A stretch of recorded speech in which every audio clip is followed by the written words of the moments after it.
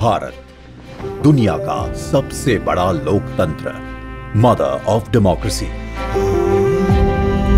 कई शताब्दियों की गुलामी के बाद जब देश नई शुरुआत के लिए खड़ा था, तो उसकी राह में पथ प्रदर्शक बना हमारा संविधान। डॉक्टर भीमराव अंबेडकर की अध्यक्षता में जब देश ने अपना संविधान तैयार किया, तो भारत के लोकतंत्र को मजबूत बनाने और सबके लिए बराबरी और अवसर सुनिश्चित करने का आधार बना भारत का संविधान।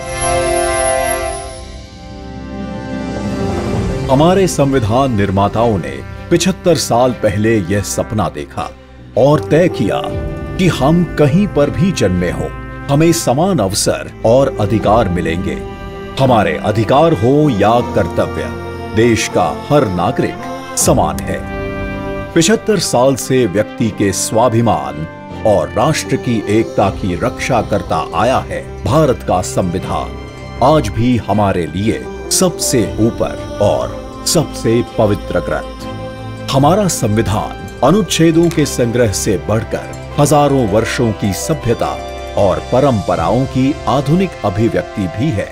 स्वतंत्रता के समय जो भारत के लिए कहा जाता था कि ये देश टिक नहीं पाएगा, वह आज विश्व की 5वीं सबसे बड़ी अर्थव्यवस्था है और टॉप 3 इकोनॉमी में शामिल होने के लिए तेजी से बढ़ रहा है, तो उसका श्रेय संविधान के मूल्यों को जाता है।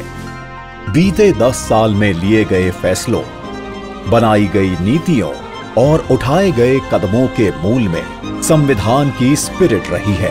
हमारे संविधान के प्रेम्बल की शुरुआत में जो वी द पीपल लिखा है, ये सिर्फ 3 शब्द नहीं है।